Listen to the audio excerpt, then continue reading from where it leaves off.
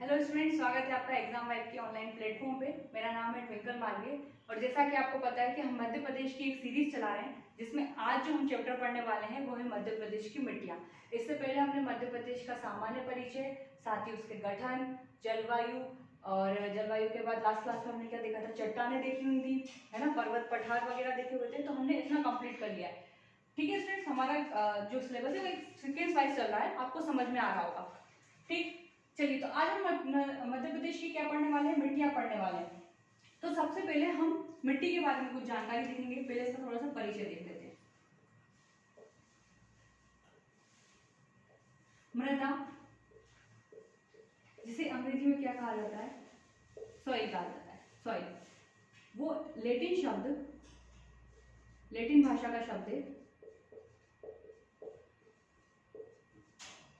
सोलम। Latin भाषा के शब्द सोलम से बना हुआ है, जिसका अर्थ होता है फर्श या धरातल। जिसका अर्थ क्या होता है, फर्श या धरातल। ठीक है, अभी आपको समझना है, हम आपको मृदा क्या होती है पूरी बताएंगे बात। मृदा शब्द जिसको इंग्लिश में सॉइल कहा जाता है, लैटिन भाषा से के शब्द सोलम से इसकी उत्पत्ति हुई है। मृदा के गुणों को, मृदा की निर्माण को, उसकी संरचना को और उसके भौतिक, रासायनिक और जैविक गुणों को हम इसका जो अध्ययन करते हैं उस विज्ञान को हम क्या बोलते हैं, मृदा विज्ञान कहते हैं। मृदा के विस्तृत अध्ययन को क्या बोलेंगे, आप लोग लिखेंगे, आप लोग अपने कॉपी में ऐसे नोट करेंगे कि जिसमें हम मृदा के निर्माण, मृदा की उत्पत्ति, ठीक है, और मृदा के भौतिक, रासायनिक और जैविक गुणों के अध्ययन करने वाले विज्ञान को हम क्या बोलते हैं, मृदा विज्ञान। मृदा विज्ञान कहते हैं, जिसे इंग्लिश में आप बोलेंगे पेडोलॉजी। इंग्लिश में क्या बोलेंगे, पेडोलॉजी।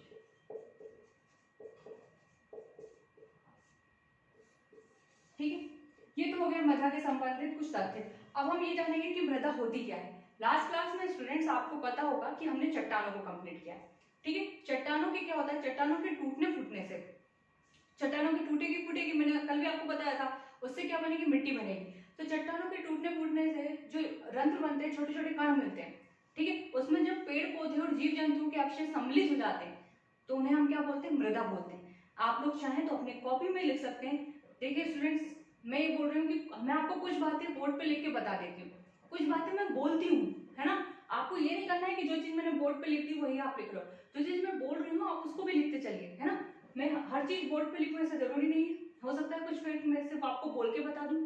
ठीक है, तो आपको लिखते चलना है। आप चाहे तो लिख सकते हैं कि चट्टानों के टूटने फूटने से जो रंध्र युक्त या कण युक्त हमें संरचना प्राप्त होती है, जो कण प्राप्त होते हैं छोटे छोटे, उसमें जब जिसमें खनिज भी सम्मिलित होते हैं, उसमें जब पेड़ पौधों और जीव जंतुओं के अवशेष सम्मिलित हो जाते हैं, उनके अवशेष सम्मिलित हो जाते हैं, तो इसको हम क्या बोलते हैं, मिट्टी बोलते हैं। ये तो हो गई एक आपके समझने लायक डेफिनेशन। अब आपके लिखने लायक डेफिनेशन हम बता देते हैं, समझने लायक भी आपको लिखना है, ठीक है। लेकिन जो आप एकदम से लिखेंगे, यदि आप आंसर लिख रहे हैं मैं इसके हिसाब से, तो आप लिखेंगे धरातल की, पेन रुक गया है,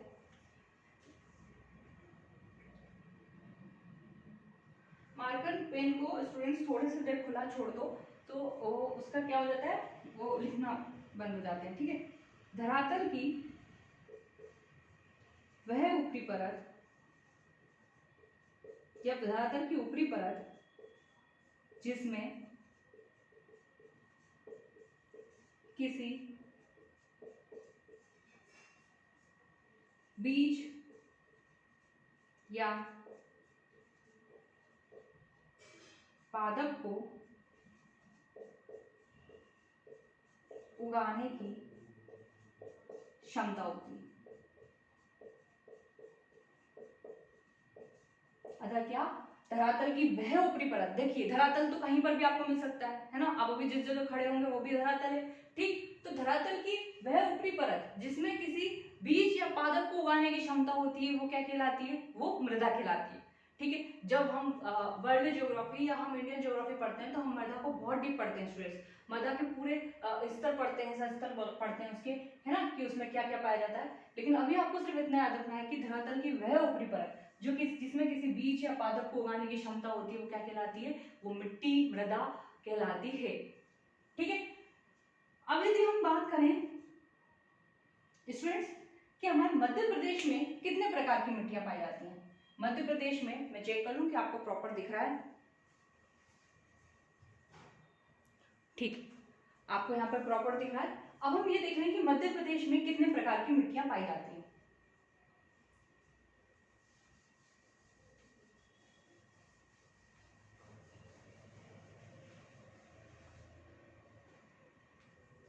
वैसे भारत में जो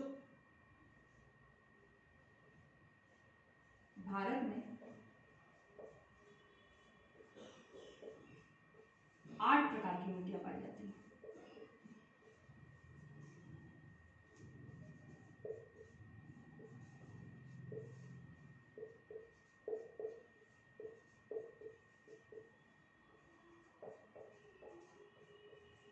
ठीक है, भारत में 8 प्रकार की मिट्टियां पाई जाती है, लेकिन हमारे मध्य प्रदेश में हमें कितनी मिट्टियां मिलती हैं? मध्य प्रदेश में हमें कुल 5 प्रकार की मिट्टियां देखने को मिलती हैं। ठीक है,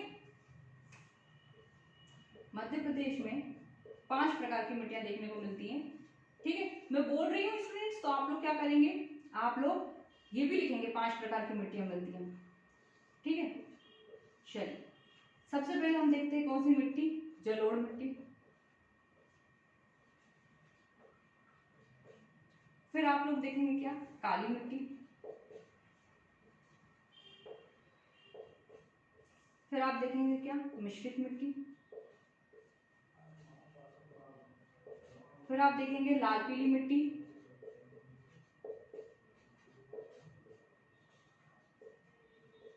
फिर आप देखेंगे लेटेराइट मिट्टी।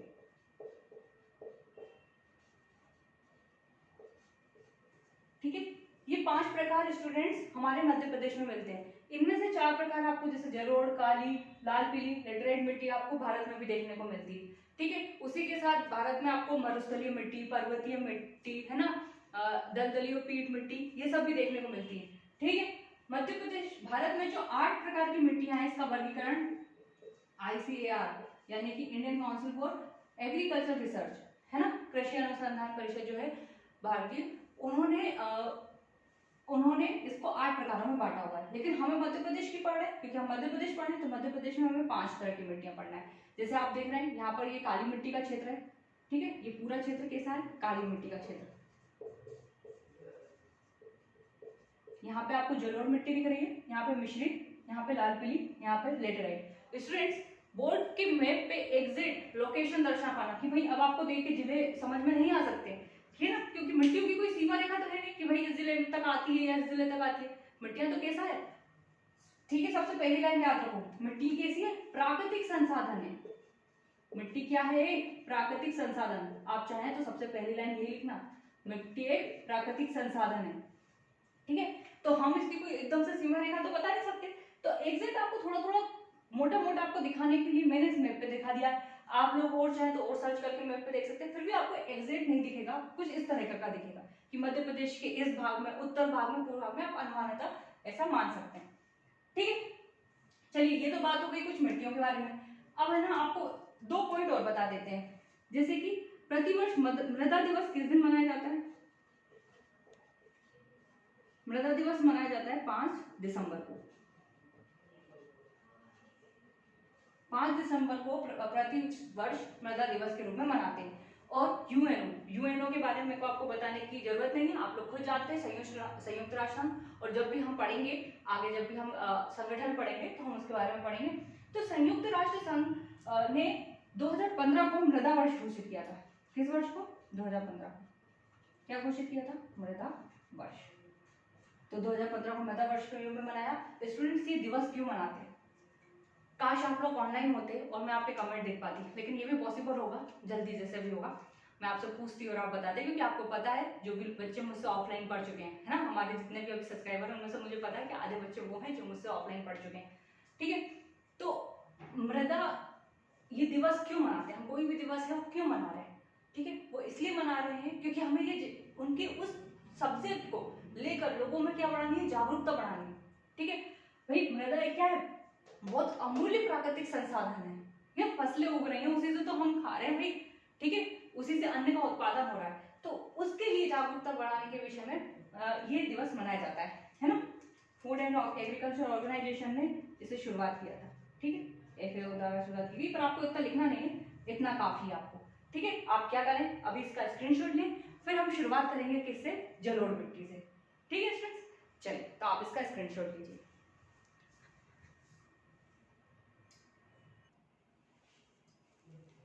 ठीक है स्टूडेंट्स, उम्मीद है आपने इसका स्क्रीनशॉट ले लिया होगा। चलिए, मिट्टी के अगर आपसे कोई मिट्टी की उपयोगिता, उसके गुण की बात करें तो आप लोग बता सकते हैं भाई, फसलों के उत्पादन में महत्वपूर्ण है, वनस्पतियों को पोषक तत्व मिलता है, जैव विविधता के लिए इम्पोर्टेंट है, फूल रासायनिक चक्र इनसे बनता है। ठीक है, तो ऐसे आप बहुत से तरीके के ताप निर्धारण में बहुत सहायक है, तो ऐसे बहुत से क्या है, बहुत से तरीके के इसके क्या है, उपयोग है, लाभ है, गुण है। ठीक है, अभी हम शुरुआत करेंगे किससे, जलोढ़ मिट्टी से। चलिए, सबसे पहले हेडिंग डाल देते हैं जलोढ़ मिट्टी।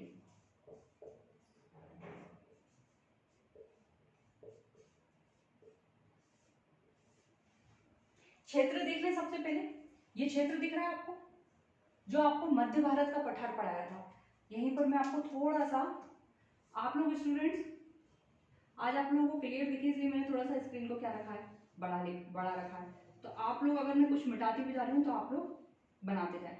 ठीक है, सब ठीक है ना, ये हमारा भारत है, ये भारत का, आप ये उत्तर भारत का मैदान, जब आप भारत का भौतिक विभाजन देखेंगे तो आप ये देखेंगे ये उत्तर भारत का मैदान, उत्तर भारत का मैदान। स्टूडेंट्स, ये जो उत्तर भारत का मैदान है, जिसमें हमारे मध्य प्रदेश का ये हिस्सा भी सम्मिलित है। ठीक है, तो ये उत्तर भारत के मैदान में कौन सी मिट्टी पाई जाती है, उत्तर भारत के मैदान में जलोढ़ मिट्टी मिलती है। ठीक है, और यदि हम मध्य प्रदेश की बात करें तो मध्य प्रदेश का जो मध्य भारत का क्षेत्र है, इसमें आप देखेंगे यहाँ पर भिंड, मुरैना, है ना, ग्वालियर, दतिया, ये एरिया आपको देखने को मिलेगा जहां पर क्या मिल रही है, जहां पर जलोढ़ मिट्टी मिल रही है। ठीक है, अब ये उत्तर भारत के मैदान में क्यों स्टूडेंट जलोढ़ मिट्टी, पहली बात तो पहले तो हम क्षेत्र लिख लें, भिंड, मुरैना, ग्वालियर, दतिया।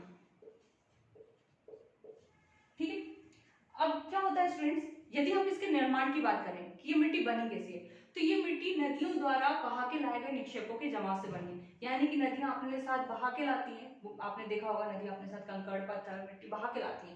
ठीक है, और जो आप देख रहे हैं उत्तर भारत की जो हिमालय नदियां हैं, जिसमें आप सिंधु, गंगा, ब्रह्मपुत्र का मैदानी क्षेत्र भी बोल सकते हैं, इस क्षेत्र में इन नदियों द्वारा जलोढ़ मिट्टी का क्षेत्र निर्मित किया गया है।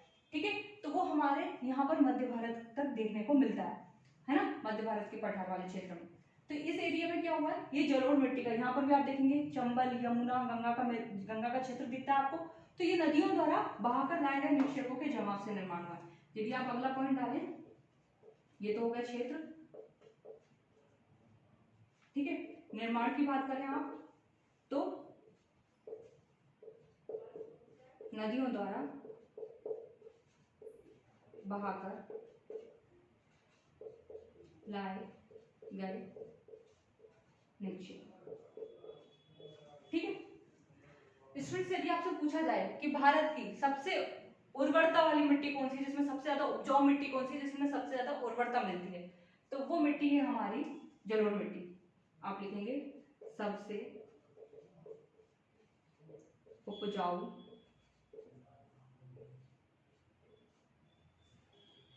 मृदा, सबसे उपजाऊ मृदा कौन सी है, जलोढ़ मिट्टी है। और एक और पॉइंट लिखेंगे स्टूडेंट्स, भारत के सर्वाधिक क्षेत्र पे, लगभग 40% क्षेत्र पे कौन सी मिट्टी मिलती है, हमें जलोढ़ मिट्टी मिलती है, लेकिन एमपी में नहीं है। एमपी में सर्वाधिक क्षेत्रफल पे हमें मिलती है कौन सी, काली मिट्टी, यहाँ पे दिख रहा होगा आपको, लेकिन भारत की सबसे ज्यादा क्षेत्र पे कौन सी मिट्टी मिलती है, जलोढ़ मिट्टी। तो भारत के सर्वाधिक क्षेत्र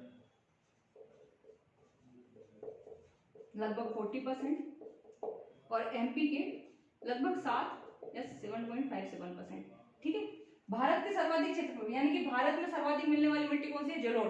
लेकिन एमपी में पूछा जाए आपको कि एमपी में कौन सी तरह की मिट्टी सबसे ज्यादा मात्रा में मिलती है, तो वो होगी काली मिट्टी। ठीक है, अब यदि इसकी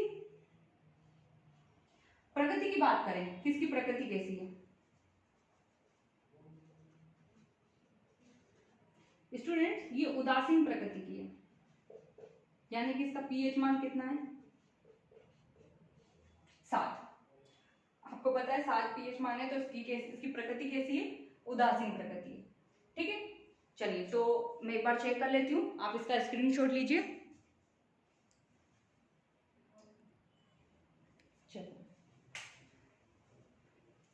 क्या होता है स्टूडेंट्स, जब अपन अकेले रिकॉर्ड करते हैं तो बार बार ये खतरा लगता है कि कहीं वीडियो रुक तो नहीं गया।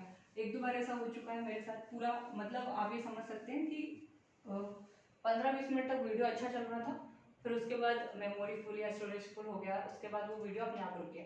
ठीक है, तो थोड़ी सी मेहनत जाती है, पर कोई नहीं, आप लोगों के लिए हम करेंगे। तो चलिए आगे हम ये देखेंगे, हम बात कर रहे थे किसकी, जल और मिट्टी की। हमने इसकी लवणीयता देख ली। अब देखिए स्टूडेंट्स, इसकी प्रकृति उदासीन है, किसी उदासीन। इसके इस नेचर के कारण पता है क्या होता है, इसमें गन्ने की खेती सर्वाधिक मात्रा में होती है, गन्ने की खेती सर्वाधिक। ठीक है, लेकिन यदि आप इसकी फसलों की बात करें, फसलों, हम अभी हमारे एमपी को ध्यान रख के बता रहे हैं, तो आप इसमें देखेंगे, इसमें आप देखेंगे गेहूं, ज्वार, मक्का। देखिए स्टूडेंट्स, जिस भी मिट्टी में जिस चीज की कमी हो, यदि उसको वो चीजें मिल जाए, साथ ही उसको पानी मिले, तो अच्छी से अच्छी फसल उगाने में, कोई से भी तरीके की फसल आप उसमें क्या कर सकते हैं, उगा सकते हैं।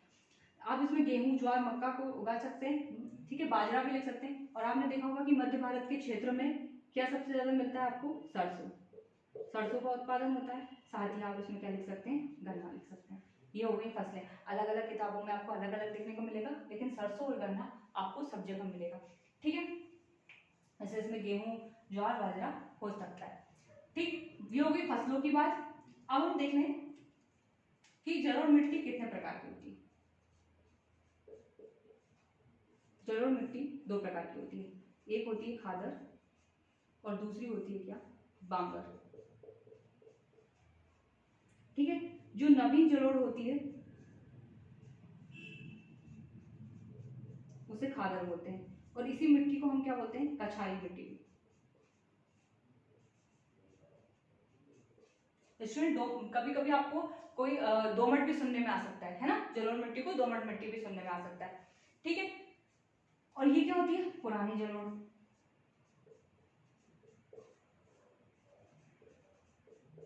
अब मैडम ये नई जलोढ़ और पुरानी जलोढ़ क्या चीज है, ये क्या क्या मुसीबत आ गई है हमारे सर पे।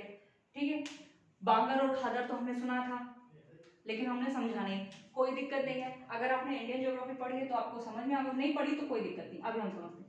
ये नदी है स्टूडेंट्स, नदी के आसपास ये मिट्टी का जमाव है।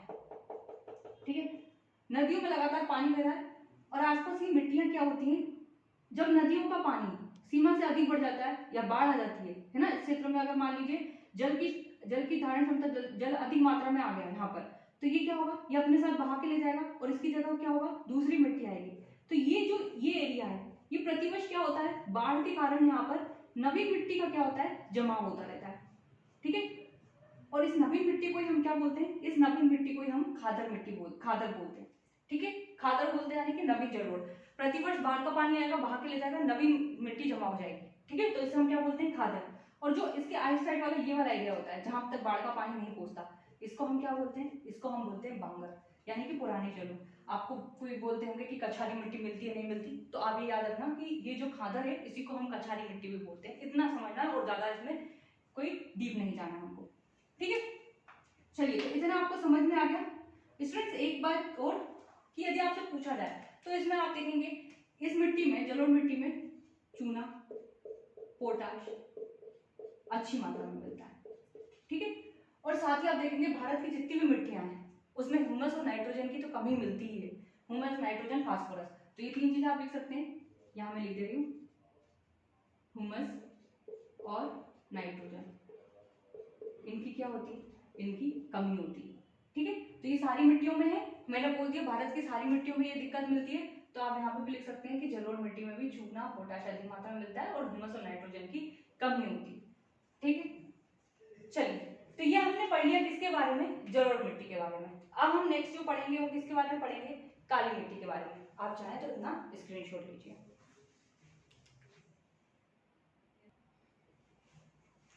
चलिए ठीक है स्टूडेंट्स, अब हम पढ़ेंगे किसके बारे में, अब हम पढ़ने वाले हैं किसके बारे में, काली मिट्टी के बारे में। जलोढ़ मिट्टी के बारे में जितना हो सकता है मैंने बता दिया स्टूडेंट्स। आपको लगे तो आप लोग और थोड़ा सा एक दो लाइन, जब भी हम कोई टॉपिक ऐसा लिखते हैं समझते हैं तो समझने की दृष्टि से तो हमने समझ लिया, लेकिन हो सकता है कुछ ऐसे फैक्चुअल पॉइंट हो एक या दो जो हम आपको मैं ना बता पाई हूँ या रह गया, तो आप लोग एक दो लाइन जब भी आपको ऐसा नोट्स कंप्लीट करें तो बीच में छोड़ के रखें। बाकी जितने फैक्ट हो सकते थे हमने उसको कवर किया। अब हम पढ़ रहे हैं किसके बारे में, काली मिट्टी के बारे में।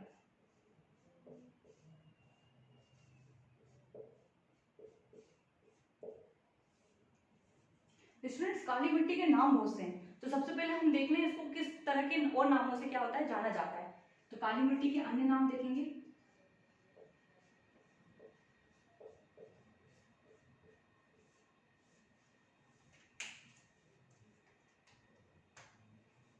इसे रेगुर मिट्टी,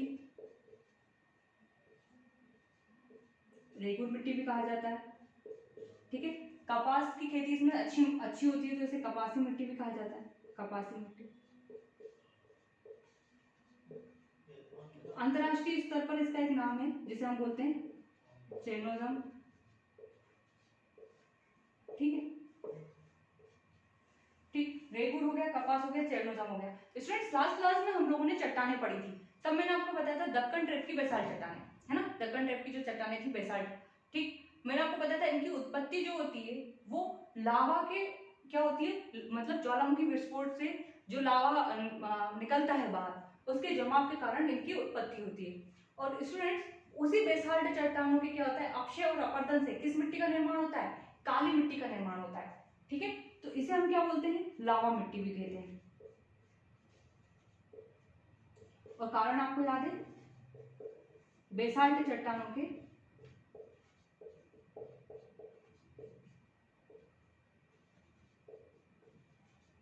अपक्षय व अपरदन से। ठीक है, वो आप लिख लेंगे। इसके अलावा आप इसको देखेंगे, इसको हम लोग क्या कहते हैं, भर्री या कन्हार, है ना, मार्कर ढंग से चलेगा तो रेड यूज करते हैं, भर्री या कन्हार भी कहा जाता है। ठीक है, देखेंगे आप इसमें बड़ी बड़ी है ना, गर्मियों के समय आप देखेंगे बड़ी बड़ी दरारें पड़ जाती है मिट्टी में, तो इसे क्या कहते हैं, स्वतः जुताई वाली मिट्टी, जिससे इनमें वायु का आवागमन अच्छा बना रहता है, स्वतः जुताई वाली मिट्टी। इतने इसके क्या हो गए, प्रमुख नाम हो गए। ठीक है, रेगुर मिट्टी, कपास मिट्टी, लावा मिट्टी, भरी या कन्ना, चेनोजम। ठीक है, तो ये हो गई क्या, काली मिट्टी के अन्य नाम। नाम बहुत इंपॉर्टेंट है, नाम से ही हमने क्या देख ली, इसकी उत्पत्ति देख ली। अगर आपसे पूछा जाए काली मिट्टी की उत्पत्ति किन चीजों से होती है तो आप बता देंगे दक्कन ट्रेप की क्या होती है, बेसाल्ट चट्टानों से होती है। आप चाहें इसका स्क्रीनशॉट लीजिए।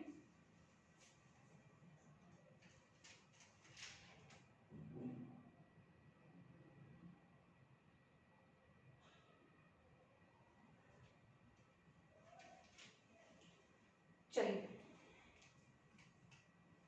अभी हमने देखा स्टूडेंट्स, मैं ये मिटा दे रही हूँ, आज मैंने आपको बताया क्योंकि बोर्ड थोड़ा सा छोटा है, मतलब मैंने स्क्रीन को ज्यादा बड़ा नहीं रखा है, नहीं तो आपको पूरे बोर्ड पे मैं एक ही बार में सारे फैक्ट लिख देती। ठीक है, चलिए स्टूडेंट, मध्य प्रदेश के मैंने आपको बताया कि सर्वाधिक उपजाऊ मिट्टी कौन सी है हमारी, जलोढ़ मिट्टी। यदि हम जलोढ़ मिट्टी के बारे में ये बात करें कि सर्वाधिक जल धारण करने वाली मिट्टी, सर्वाधिक जल धारण करने वाली मिट्टी कौन सी होगी आपकी, काली मिट्टी। वहीं हमने जलोढ़ मिट्टी पढ़ते समय एक फैक्ट देखा था कि मध्य प्रदेश के, भारत के सर्वाधिक भूभाग के कौन सी मिट्टी मिलती है, जलोढ़ मिट्टी। लेकिन मध्य प्रदेश की बात करें कि मध्य प्रदेश के सर्वाधिक भूभाग पे कौन सी मिट्टी मिलती है, तो आप लिखेंगे कौन सी, साधारण का वो काली मिट्टी। सर्वाधिक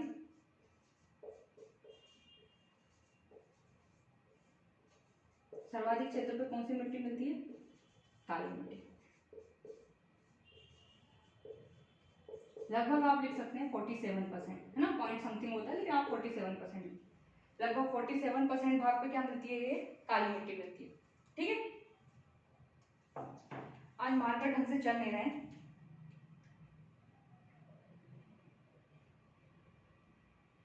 चलिए,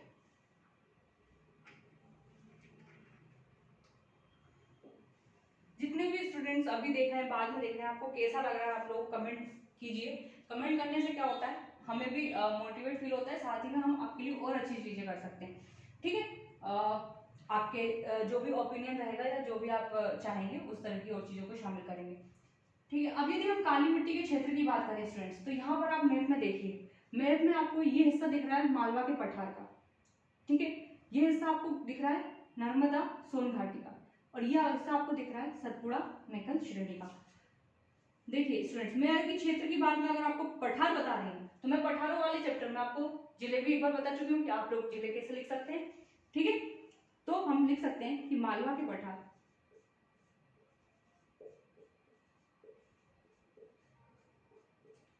नर्मदा सोन घाटी,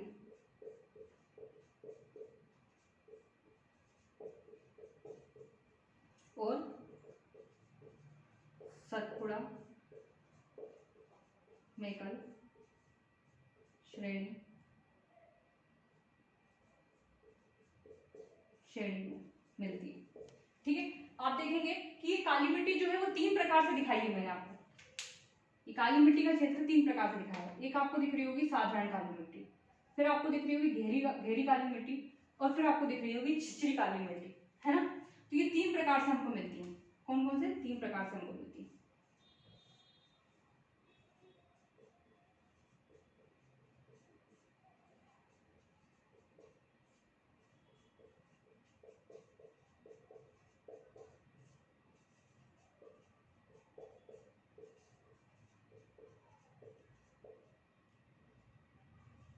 छिछली काली मिट्टी।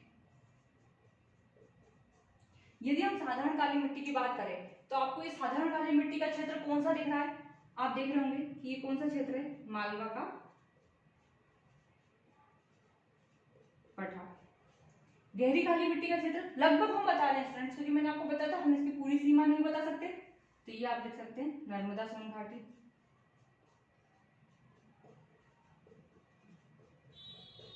और छिछली काली का लिख सकते हैं आप सतपुड़ा मेकल श्रेणी।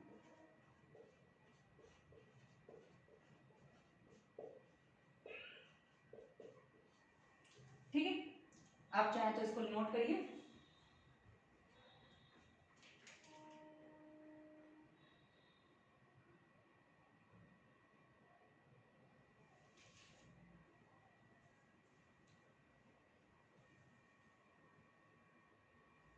ठीक है, चलिए, तो आप यदि अब इस मैप में ध्यान से देखें तो आपको सर्वाधिक क्षेत्र पे साधारण काली मिट्टी दिख रही है, फिर आपको गहरी काली मिट्टी दिख रही है, और फिर छिछली। यानी कि हम ये देख चुके हैं कि सबसे ज्यादा उसमें आप लगभग देखेंगे 37% पे आपको दिखती है कौन सी? साधारण काली मिट्टी। यदि आप यहाँ पर देखें तो 3.5% पे आपको कौन सी दिखेगी? गहरी काली मिट्टी, और 7% पे आपको दिखेगी छिछली काली मिट्टी। यही मैं आपको बता दूं स्टूडेंट्स कि इस मिट्टी की प्रकृति कैसी होती है। इस मिट्टी की प्रकृति होती है कौन सी? क्षारीय, क्योंकि इसका पीएच मान मिलता है आपको 7.5 से लेकर 7.8 या 8 तक। ठीक है, इतना आपको पीएच मिलता है। 7.5 से कहीं आपको 7.8 दिखेगा या 8 ही दिखेगा, है ना, इतना इसका पीएच मान रहता है। वही हम बात करें, ये हमें मिटाना पड़ेगा।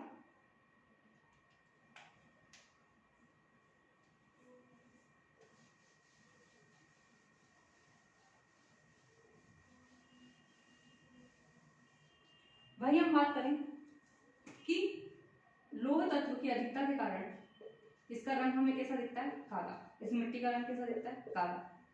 और यदि हम तत्वों की बात करें तो आपको पता है इसमें लोहा, निकिल, एल्यूमिनियम, ये तत्व कैसे मात्रा में पाए जाते हैं? अधिक मात्रा में। ठीक है, और कम वाली मात्रा की बात तो मैंने आपको बता दी है, नाइट्रोजन, फास्फोरस और ह्यूमस। इस तत्व की कमी भारत की सारी मृदा को देखने को मिलती है, तो आप लिख लेंगे नाइट्रोजन और फास्फोरस की कमी।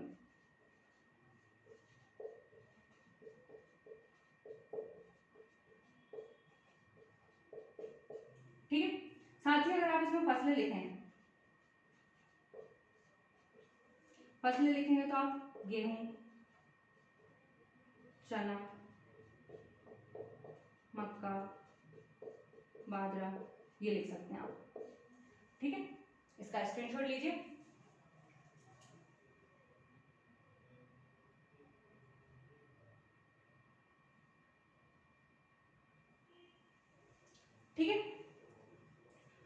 होता है स्टूडेंट्स, आज की हमारी क्लास होती है कंप्लीट। आज हमने जलोढ़ मिट्टी और काली मिट्टी को देखा, ठीक है। और मैंने आपको बताया था कि काली मिट्टी कैसी है, कपासी मिट्टी है, आप चाहे इसमें कपास भी लिख लीजिए यहीं पर, कपास, ठीक। तो यहाँ पर हमने क्या किया, यहाँ पर हमने मध्य प्रदेश में 2 मिट्टियां देख ली हैं, 3 मिट्टी हमारी नेक्स्ट क्लास में दिखेंगी, जिसमें आप पढ़ेंगे क्या, मिश्रित लाल पीली मिट्टी और लेटराइट मिट्टी। वहीं के साथ हमारा ये लेक्चर कंप्लीट हो जाएगा। आज अगर इसको हम आगे बढ़ाएंगे तो ये बहुत बड़ा हो जाएगा। उम्मीद है आपको ये क्लास अच्छी लगी हो। मैप आपको बनाना है, मैप बनाने के बाद ही आपको मिट्टियां लिखनी है। तो आपको ये क्लास कैसी लगी कमेंट करिए, और ऐसे ही मोर वीडियोस के लिए हमारे चैनल को क्या करें, लाइक करें, शेयर करें, सब्सक्राइब करें। Thank you.